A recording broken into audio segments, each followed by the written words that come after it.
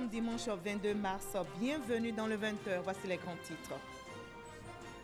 La Côte d'Ivoire se mobilise face à la crise sanitaire provoquée par le Covid-19. Le ministère de la Santé au front contre la pandémie vient de faire le point de la situation. La Côte d'Ivoire enregistre 8 nouveaux cas de contamination. Ce dimanche 22 mars, le nombre de personnes infectées par le coronavirus passe à 25 dans le pays. Et face à l'avancée du virus, les forces de l'ordre à Mans, dans l'ouest ivoirien, se mobilisent. La préfecture de police s'implique pour faire barrage au Covid-19. Des policiers ont effectué une patrouille la nuit dernière. Ils ont fait des descentes dans les bars et les maquis.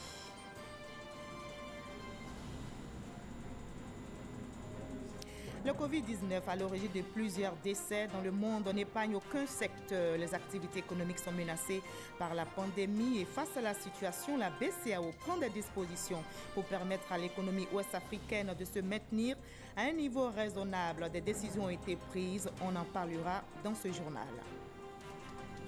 Enfin, Zagreb, la capitale croate menacée par le Covid-19, fait face à une catastrophe. La capitale a été secouée par un tremblement de terre ce dimanche matin. Des façades dans la vieille ville se sont effondrées et de nombreux quartiers sont privés d'électricité.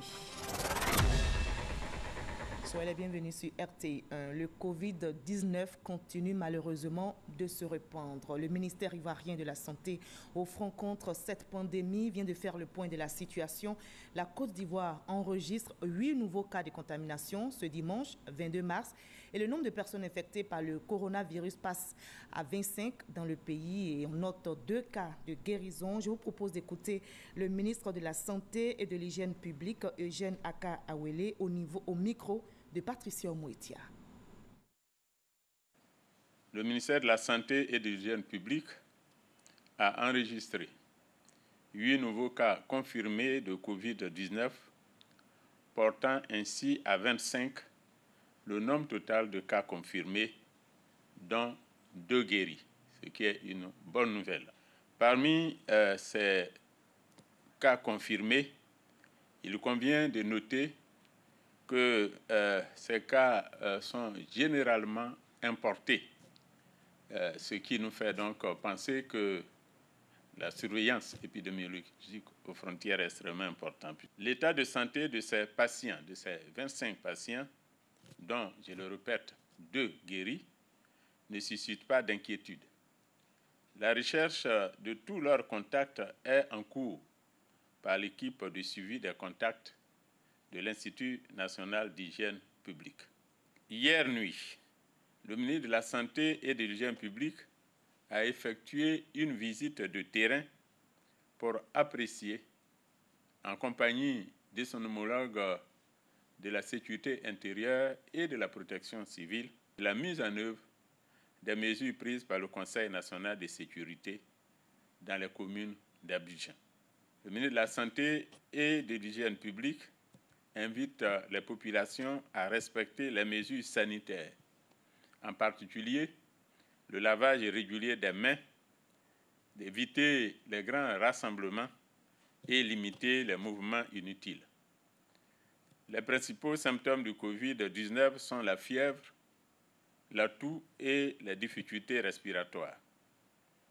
Quiconque éprouve ces symptômes doit appeler les numéros gratuits que sont le 143, le 101 et le 125 ou contacter un professionnel de la santé. Voilà, le coronavirus continue malheureusement sa course meurtrière. Je vous donne une idée de la situation dans le monde. Ce dimanche 22 mars, plus de 300 000 morts dans le monde. Plus de 13 000 personnes ont perdu la vie, dont plus de 7 500 en Europe.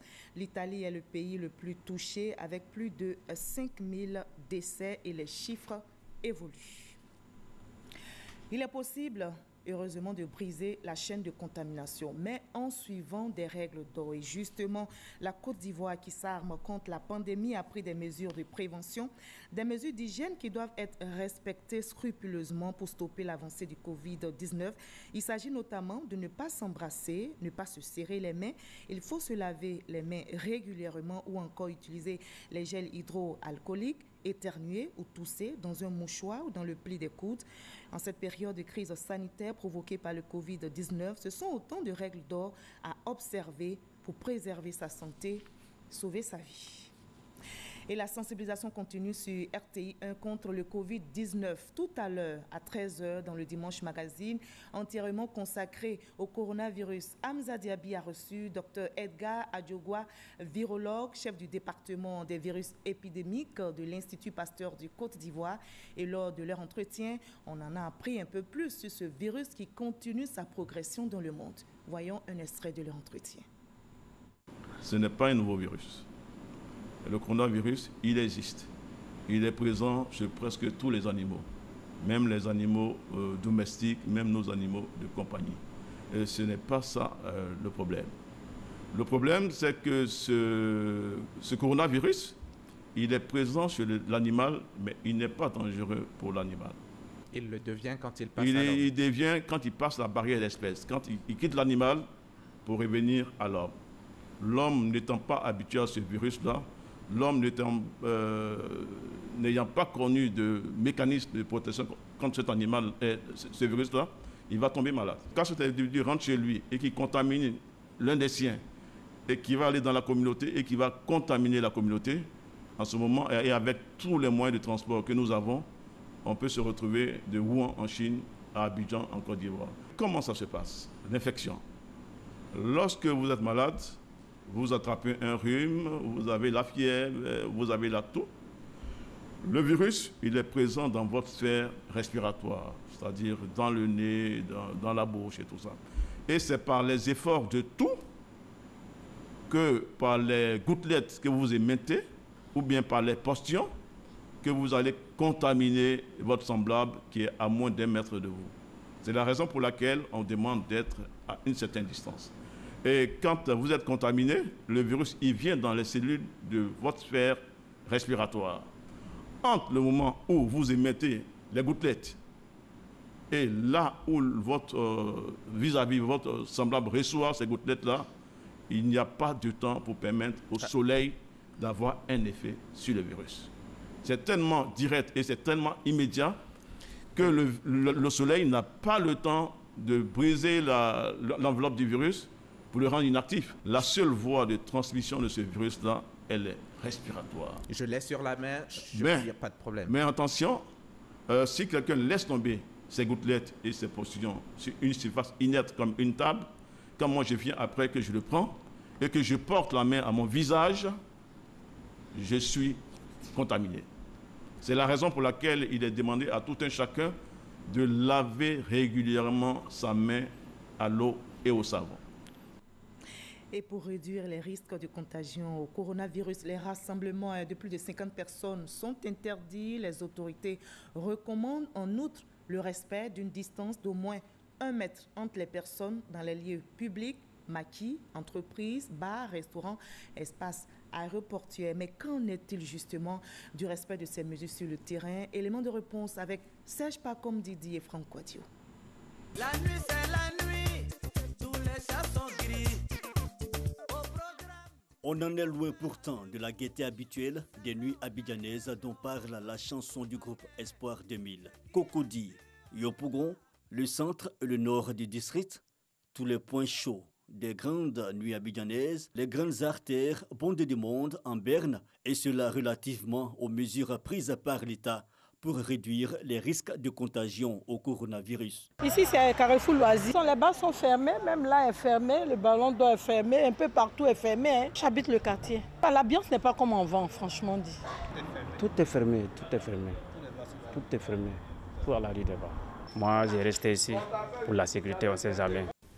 Très difficile pour moi personnellement, pour mon équipe. La santé n'a pas de prix. Donc pour ça, je soutiens l'État. Un constat qui s'étend aussi aux réceptifs hôteliers. On oublie de réduire le personnel, voilà, jusqu'à nouvel ordre pour voir réellement ce que ça va donner. Tout ce qui est séminaire, tout ce qui est le monde qui vient, pour l'instant, on refuse tout. Les autorités, ils ont donné un mot d'ordre, on doit suivre ça, on doit écouter, on doit être très strict là-dessus, parce que c'est question de santé. Des points de réjouissance à forte notoriété. Ici, on n'a pas trop le choix. Mais dans les espaces plus petits, disséminés à travers les quartiers, les bars, les bistrots, les maquis, Des activités bien visibles, comme si ici on n'a pas encore conscience du danger. Un appel alors à la responsabilité de tous. Les forces de l'ordre à Mans dans l'Ouest ivoirien se mobilisent aussi contre le coronavirus. La préfecture de police s'implique pour faire barrage au virus mortel. Des policiers, vous allez le voir, ont effectué une patrouille la nuit dernière. Ils ont fait des descentes dans les bas et Machi. F. Préfecture de police de Mans. Il est 22h30 ce samedi 21 mars 2020. Le préfet de police donne les dernières instructions à ses hommes avant le départ pour une patrouille peu ordinaire. Direction les maquis et autres lieux de réjouissance de la ville de Mans. Objectif, sensibiliser et vérifier si les mesures préventives du Conseil national de sécurité pour freiner la propagation du Covid-19 sont observées. Dans une des voitures, à l'aide d'un mégaphone, le commissaire du 1er arrondissement rappelle l'ensemble des mesures, à savoir, entre autres, le lavage régulier des mains à l'eau et au savon, le respect d'une distance d'au moins 1 mètre entre les personnes, l'interdiction des rassemblements de population de plus de 50 personnes. Ce sont au total plus d'une trentaine de sites visités dans les quartiers Sari, Domoro, Doyaguné, quartier Thérèse et lycée. Seuls quelques lieux observent les mesures. Le préfet de police en appelle à la responsabilité de tous. Malheureusement, le constat sur le terrain est que l'insouciance et l'indiscipline animent beaucoup nos concitoyens. L'appel, c'est de prendre conscience que cette maladie est une réalité et qu'elle fait beaucoup de victimes et que c'est par la discipline que nous pourront arrêter la chaîne de contamination. Retour à la préfecture de police pour un débriefing. Les 2h30 du matin, les éléments de service vont prendre le relais. Le préfet de police annonce que les patrouilles motorisées et pédestres seront intensifiées en cette période de lutte contre la maladie à coronavirus. Le ministre du Tourisme et des Loisirs, Siandou Fofana, est aussi sur le terrain pour vérifier le respect de ces mesures. Qu'en est-il des hôtels, des restaurants et des bars? Voyons le constat avec notre reporter Patricia Mouitia. La visite du ministre du Tourisme a débuté dans la commune de Cocody. Conseils et recommandations d'usage ont été donnés par le ministre dans les différents hôtels et restaurants. Avec un brin de découragement, cette restauratrice indique que malgré le respect des consignes de sécurité, notamment une distance d'au moins 1 mètre entre les tables, le restaurant reste désert. Tout le personnel est masqué. Ce que j'expliquais au ministre, ce n'est plus l'affluence. Vraiment, il est midi et vous voyez vous-même, les salles sont vides. La visite s'est poursuivie au plateau, Trècheville et Zone 4. Partout, le même message et les mêmes conseils. L'utilisation du gel, le port de masques et de gants de protection, la prise de température et le respect de la distance d'1 mètre. La pandémie a considérablement réduit les arrivées sur le territoire et donc nos établissements hôteliers sont pratiquement vides. À long terme, des établissements seront fermés parce que si on constate que les mesures ne sont pas respectées, nous allons procéder à leur fermeture systématique. Le ministre Siandou Fofana a instruit ses équipes d'inspection et de contrôle assermentées de poursuivre cette opération sans relâche, raison pour laquelle le ministre du Tourisme et des Loisirs a pris un arrêté le vendredi dernier portant création, attribution et fonctionnement d'un comité de crise du tourisme, de l'hôtellerie et des loisirs relativement à la pandémie du Covid-19. Ce comité est une force de proposition et de communication susceptible de juguler la pandémie tout en veillant au respect des consignes de sécurité sanitaire et dicté par le gouvernement ivoirien. Je vous livre à présent ce communiqué du ministère du Tourisme et des Loisirs, communiqué relatif à la maladie à coronavirus Covid-19 à l'attention des établissements du tourisme et des loisirs. Suite au communiqué du Conseil national de sécurité relatif aux mesures de restriction en rapport à la maladie à coronavirus Covid-19, le ministre du Tourisme et des Loisirs décide de la fermeture systématique des piscines dans les hôtels et ce sur toute l'étendue du territoire. Le ministre rappelle et invite l'ensemble des acteurs du tourisme, de l'hôtellerie et des loisirs à l'application stricte des mesures prises par le gouvernement. Ces instructions sont applicables à compter de ce jour et seront renouvelées en cas de nécessité. Tout contrevenant s'expose à la fermeture de son établissement. Un communiqué signé du ministre Siandou Fofana, ministre du Tourisme et des Loisirs. Je réitère encore ces chiffres du monde. On notait que plus de 300 000 cas de contamination sont enregistrés dans le monde. Plus de 13 000 personnes ont perdu la vie, dont plus de 7 500 en Europe. L'Italie est le pays le plus touché avec plus de 5 000 décès et les chiffres évoluent. Voilà, le coronavirus touche plusieurs pays avec son lot de dégâts au plan humain, économique et autres. Et le Covid-19 n'épargne aucun secteur. Les activités économiques sont menacées par la pandémie. Et face à la situation, la BCEAO prend des dispositions pour permettre à l'économie ouest-africaine de se maintenir à un niveau raisonnable. Des décisions ont été prises. Les explications détaillées d'Adama Koni. La Banque centrale des États de l'Afrique de l'Ouest, BCEAO, suit l'évolution de la crise sanitaire du Covid-19 comme du lait sur le feu. En institution bancaire avertie, la BCEAO anticipe sur l'impact négatif de la pandémie sur l'activité économique. Pour ce faire, elle vient d'adopter plusieurs mesures. La BCEAO consent une première hausse de 340 milliards sur le montant qu'elle accorde chaque semaine aux banques, pour le porter à 4 750 milliards de francs CFA. Cette augmentation des ressources mises à la disposition des banques leur permettra de maintenir et d'accroître le financement de l'économie. Une disposition qui sera accompagnée d'approvisionnement suffisant des banques en billets, afin de prévenir toute rupture dans les guichets automatiques. La BCEAO s'engage aussi dans une négociation avec les sociétés d'émission de monnaie électronique pour réduire les coûts de transaction.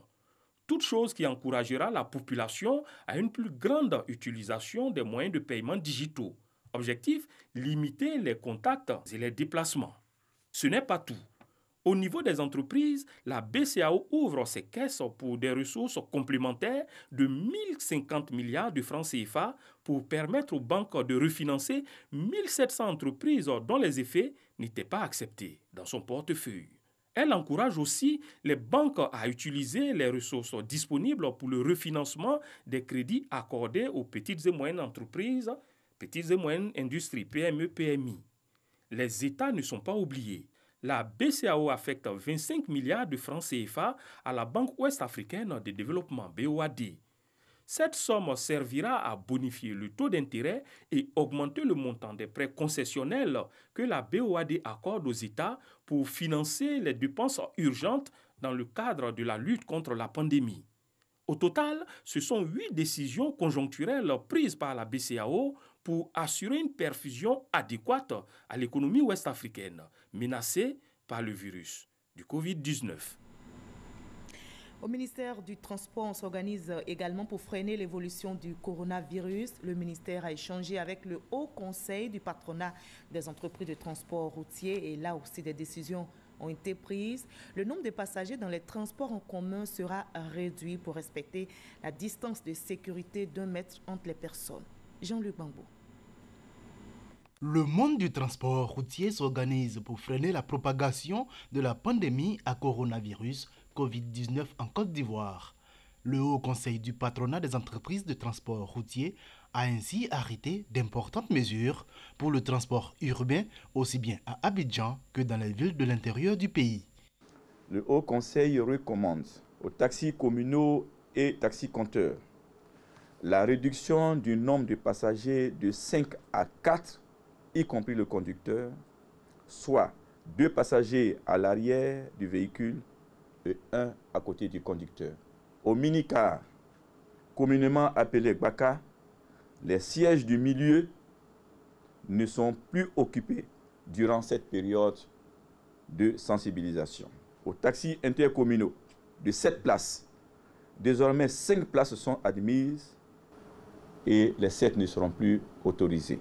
Une contribution à la lutte contre la pandémie qui est appréciée à sa juste valeur par le ministère des Transports. Ce sont des mesures dont le coût, certainement, même s'il est élevé, je pense qu'il sera plus élevé que si vous arrêtez complètement vos activités. Alors, on souhaite ne pas en arriver là, donc c'est extrêmement important que vous jouez votre partition. Nous voudrons vous assurer de la disponibilité du ministère à vous appuyer, à vous épauler pendant ces périodes très difficiles. Le manque à gagner lié à la réduction du nombre de passagers dans leurs véhicules pendant un mois est estimé par le Haut Conseil à plus de 18 milliards de francs CFA. Il n'empêche, l'ensemble des transporteurs est invité à suivre rigoureusement les recommandations pour éviter un arrêt complet des activités si la maladie gagnait plus de terrain en Côte d'Ivoire. Et toujours le ministère du Transport qui mise sur le respect des mesures de prévention pour stopper le Covid-19. Les acteurs du transport ont été sensibilisés. Vous allez le voir dans les gares routières, le lavage des mains et l'utilisation du gel hydroalcoolique sont désormais intégrés dans les habitudes. Ouattara Amadou Walter. Les acteurs du secteur du transport s'inscrivent dans la lutte contre le Covid-19. Dans cette gare routière située dans la commune de Koumassi, l'entreprise de transport de passagers essaie de faire respecter les dispositions prises par l'État. Nous avons mis sur pied un comité de crise. Même s'ils lavent leurs mains, ainsi de suite, ça nous fait beaucoup de déchets qu'il faut prendre aussi en compte. Ce système-là est intégré et nous pensons que aisément, nous pourrons suivre avec l'aide aussi du gouvernement, nous pourrons revenir à bout de cette pandémie. Autre lieu, autre réalité. Treichville, gare de Bassam. Ici, le transport intercommunal se pratique à l'aide de minicars communément appelés Baka et dans une promiscuité. Visiblement, les mesures de prévention ne sont pas encore appliquées. Les dispositions que nous avons prises actuellement, c'est une sensibilisation verbale parce que nous n'avons pas d'équipement adéquat pour pouvoir distribuer à nos conducteurs et à nos transporteurs. Bon, ce qu'on a prévu, on leur a demandé de payer les gels et remettre ça aux apprentis. Quand les passagers veulent monter, de mettre dans la paume des gens. La limitation à 50, le nombre de personnes par autocar reste contraignante pour les transporteurs. Si elle devait être appliquée entièrement, va demander des mesures d'accompagnement. Donc là-dessus, nous comptons échanger avec l'État de Côte d'Ivoire, de sorte à ce que nous allons faire concrète, de sorte à ce que nous puissions respecter toutes ces mesures dans leur entièreté pour préserver la vie des Ivoiriens. Au nom du ministre Amadou Koné, le directeur de cabinet du ministère des Transports a toutefois instruit les responsables des compagnies de transport à prendre toutes les dispositions pour une application effective des mesures arrêtées par le Conseil national de sécurité CNS.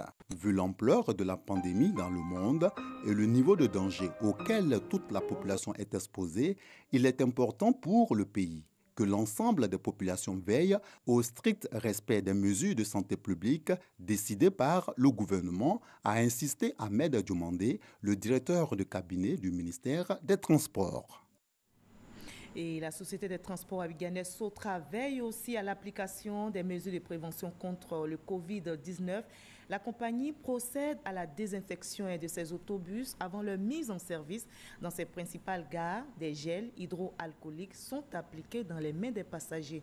On retrouve Ouattara Amadou Walter. Pour rassurer ses clients relativement à la menace du Covid-19, la Société des transports abidjanaise SOTRA procède à la désinfection de ses autobus. Un plan de désinfection de nos autobus mis à la disposition des clients, de telle sorte que les autobus qui sont en circulation chaque matin, ce sont des autobus qui ne sont pas pollués.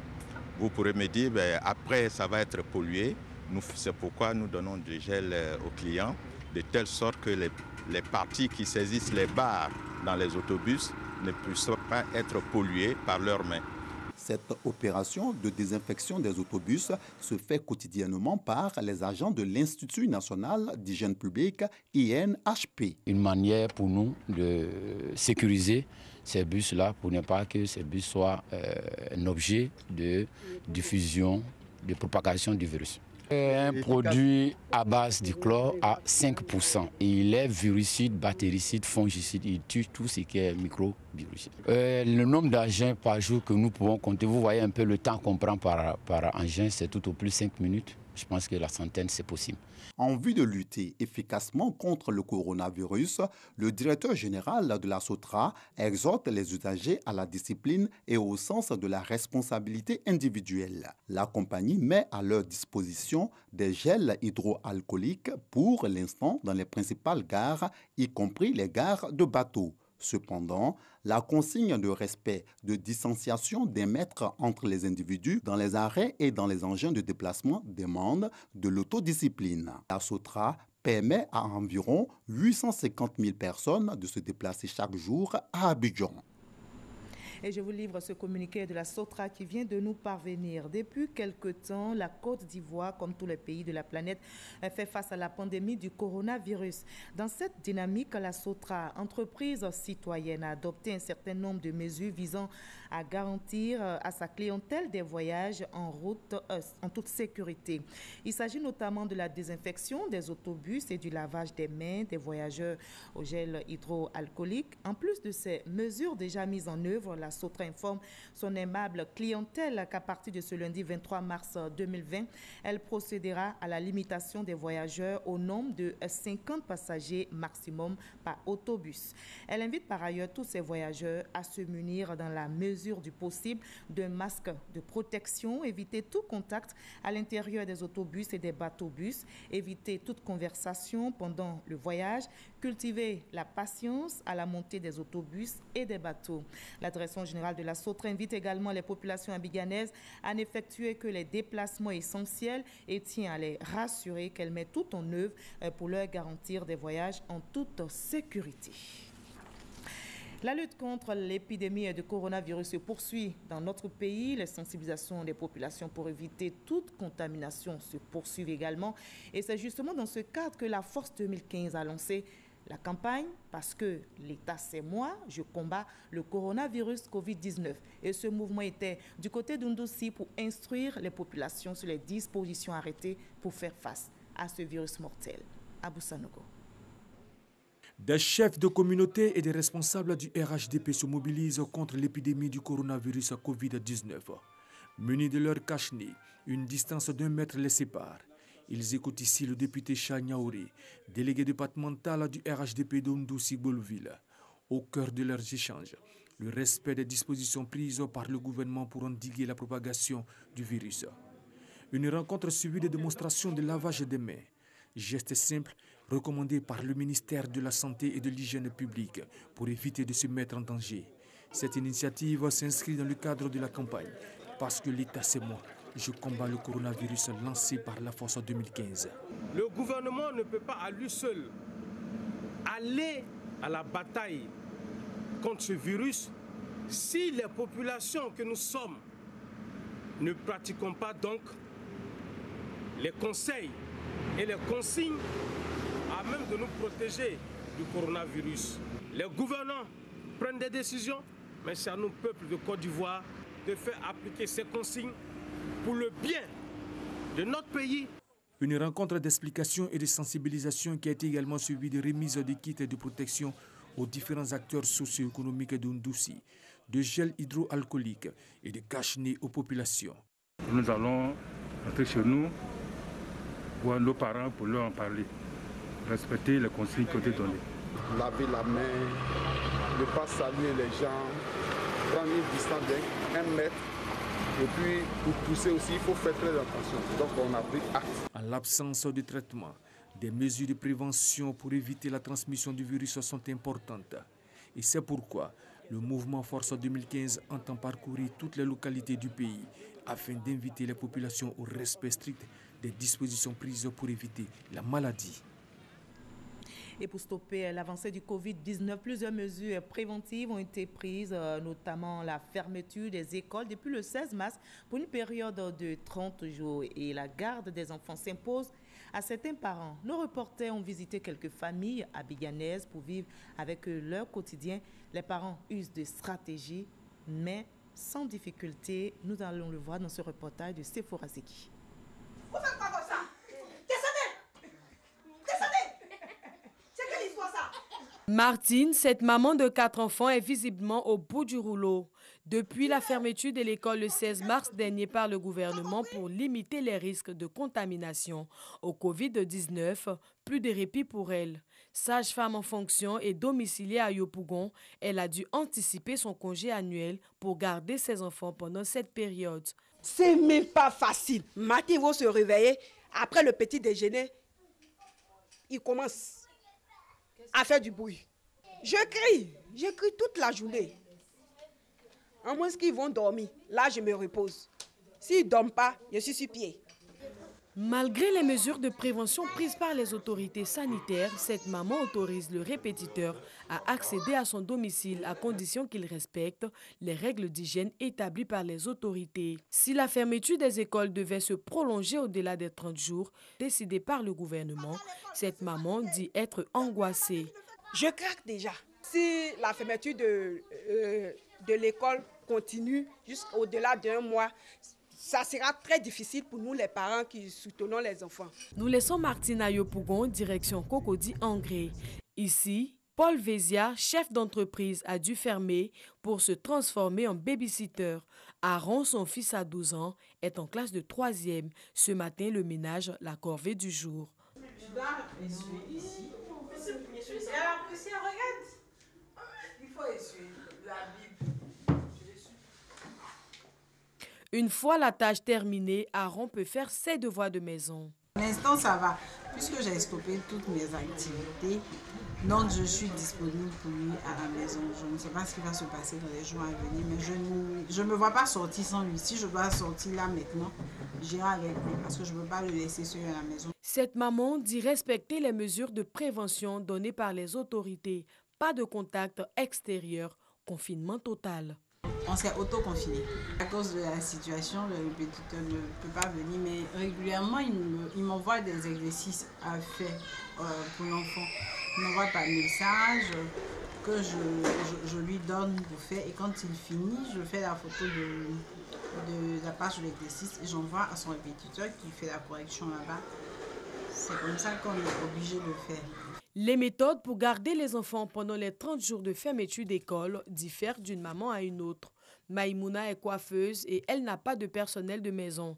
Elle est entre la maison et le salon de coiffure. Depuis qu'ils sont à la maison, je suis obligée de me diviser en deux parties. Venir au travail, les surveiller, vraiment, c'est pas facile. Mais on fait avec. Ces 30 jours à la maison ne signifient pas vacances pour Inès, la fille aînée de Maïmouna en classe de terminale. Sa sœur cadette et elle, à leur temps libre, passent au salon de coiffure de leur maman pour apprendre des tresses. Elle souhaite vivement le retour à l'école. Bien que l'école soit fermée, je passe mon temps à réviser mes leçons. Après avoir fini de réviser mes leçons, je passe au salon de ma maman pour voir ce qu'elle fait puisque j'aime les tresses. Toutes les écoles de Côte d'Ivoire ont fermé pour un mois. C'est l'une des stratégies choisies par le gouvernement pour lutter contre le Covid-19. Mesure salutaire, mais aussi un casse-tête pour la plupart des parents.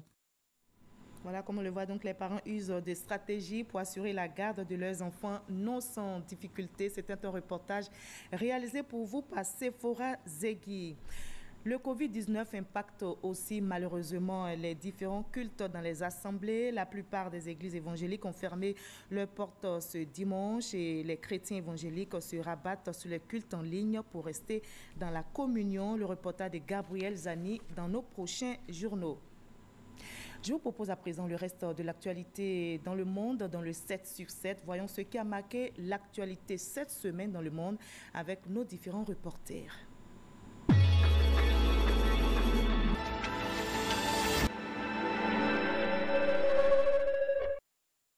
Lundi, Emmanuel Macron annonce une nouvelle série de mesures pour contenir la pandémie de coronavirus, dont l'interdiction de déplacements non essentiels et la fermeture de toutes les frontières de l'Union européenne avec l'extérieur pendant 30 jours. La Tanzanie et la Somalie ont, elles, enregistré ce même lundi leur premier cas de coronavirus, tandis que leurs voisins d'Afrique de l'Est prenaient de nouvelles mesures de fermeture de frontières. Le ministère de la Santé et de l'Action sociale au Sénégal a révélé 4 nouveaux cas positifs au Covid-19 sur 44 personnes, 3 cas importés et un cas en contact avec un émigré venu d'Italie. À ce jour, le pays compte 56 cas confirmés, dont 5 guéris. 51 patients sont sous traitement à Touba et Dakar. Le Burkina Faso a enregistré mercredi un mort du coronavirus, le tout premier en Afrique subsaharienne. Dans la foulée, les autorités sanitaires mondiales ont appelé l'Afrique à se réveiller face à la menace du coronavirus, soulignant que le continent devrait se préparer au pire. Jeudi, l'Italie a officiellement dépassé la Chine en nombre de décès dus à la pandémie de coronavirus. En Chine, le virus a fait 3245 morts. Le nombre total de cas dénombrés en Italie, qui a prolongé ses mesures de confinement, est passé en 24 heures de 35 713 à 41 035, une hausse de 14,9%. La Belgique a décidé vendredi de fermer ses frontières pour tout déplacement non essentiel en vue d'endiguer la propagation du nouveau coronavirus. L'Espagne, elle, a dépassé la barre des 1000 décès. En Russie, les autorités assurent contenir l'épidémie du Covid-19, mais s'attendent à une aggravation de la situation dans les semaines à venir. Le pays a annoncé samedi qu'il suspendait pour 2 semaines tous les vols internationaux. Depuis une dizaine de jours, des centaines d'ouvriers s'affairent à construire un hôpital de 500 lits en périphérie de la capitale. Les chiffres officiels pour la Russie parlent de 306 contaminés, 0 mort. Ce dimanche, la capitale croate a subi 3 secousses. Le séisme a tué un garçon de moins de 15 ans, faisant des blessés et provoquant d'importants dégâts matériels. Le tremblement de terre intervient alors que la Croatie, touchée par le coronavirus, doit protéger ses habitants de l'épidémie. Les autorités doivent maintenant prendre en charge des habitants contraints d'évacuer leur logement, alors que l'épidémie a déjà contaminé 235 Croates.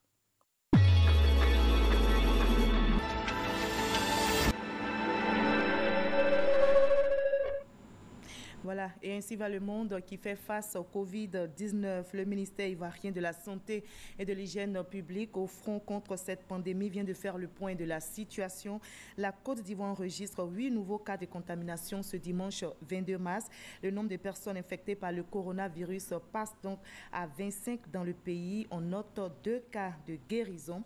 Et justement, il est possible de briser la chaîne de contamination en suivant des règles d'or. Il s'agit notamment de ne pas s'embrasser, ne pas se serrer les mains.